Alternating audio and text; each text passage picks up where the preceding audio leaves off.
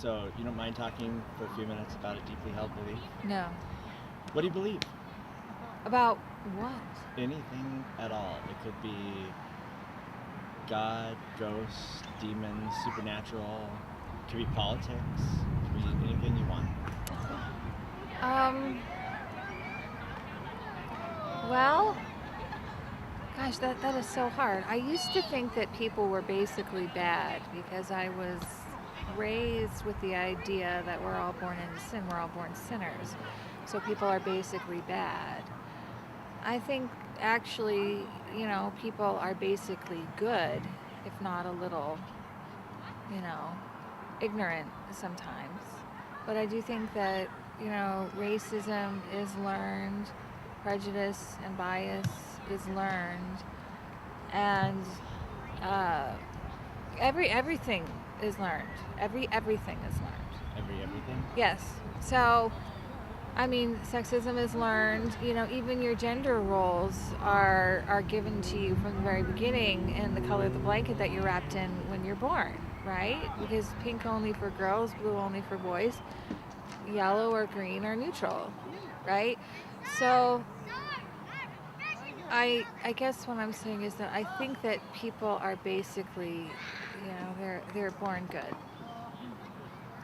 And are there any exceptions to that? Are there people who are born bad? Well, I think there are exceptions to any rule. I don't know if people are born bad, but I think maybe people are born with disadvantages, maybe mental, disabilities that their brains don't work the way that most of our brains work, so they don't process things the same and don't understand that what they're doing might be hurting somebody. Can't read emotion, in people's faces, so they don't know when they're being rude, or they don't know when, they don't know how they're making the other person feel. Is there a way to tell by looking at someone if they are good or bad? And actually, as maybe more importantly, like, what is the definition of good and bad? What does someone have to do to be good, and what does someone have to do to be bad? Well, I think there's good behavior and there's bad behavior, and there's bad behavior to the point that that can't really be mitigated by the good. Like, for example, Ted Bundy supposedly, did some good things, worked on a suicide hotline, may have saved lives, but he also took lives, many lives, in a brutal way. And, therefore he needed to be removed from society because he was just too bad, to be able to walk around. Yeah, so, I've heard people say that even Hitler made his nephews oatmeal once in a while. Yeah, I'm sure he may have held a door for somebody or showed concern if one of his, if someone was sick or ill or something like that. But that doesn't matter because that's too slight, that's too small, that's too insignificant compared to the to the damage and the evil that he did. So. Right. So, do you think that there is, like, does something happen to a Ted Bundy when he dies? Like, is there a cosmic justice for him? Well, something happened to Ted Bundy while he was here. He lost his freedom and he lost his life, early. True. Because he did get capital punishment, and I'm sure that, his life before then in prison couldn't have been any fun. So, is that enough? Well, I don't know that you can ever make it enough. You can never get, quote unquote, real justice for something. I don't know how you get justice for what he did, but he did get a consequence here. Right. Do you know how many people he I don't. Killed? No.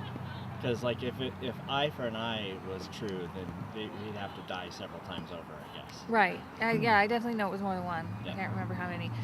But is there something afterwards, like a heaven and a hell? No, I don't think so.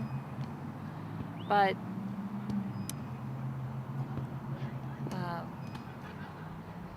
I do think he at least suffered some form of karma if you want to say that, or punishment, consequence for what he did. So when you say karma, is karma a thing, or is that just a label that you put on? Well, is karma a thing? Does it do you get back what you put out in that way? Yeah, you do get out what you put back a lot. If you smile at somebody, you're likely to get a smile back. If you flip them off, you're likely to get a fuck you back, right? So yeah, there's instant returns, right, to the way that you treat people. Now, is it absolute? If you are nice to somebody, does that mean they will always be nice to you? No. But, like the expression misery loves company, it's the same thing as like attracts like. So yeah, you do get out what you do get back what you put out, I mean to say. To a great extent. But not in it. There's no cosmic accounting or no God with a crib sheet marking off who owes what to who, in your opinion. No, I just think it. I just think that people like to be around people who are like them, right? And if you're a nice, happy person, nice, happy people are probably going to be attracted to you. Right.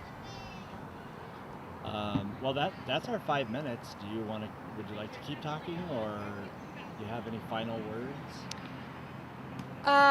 Final words to the audience. Too bad you can't see the handsome cameraman. He's pretty cute. But I don't know. I don't have anything else to say. All right. Thank you. Thank you.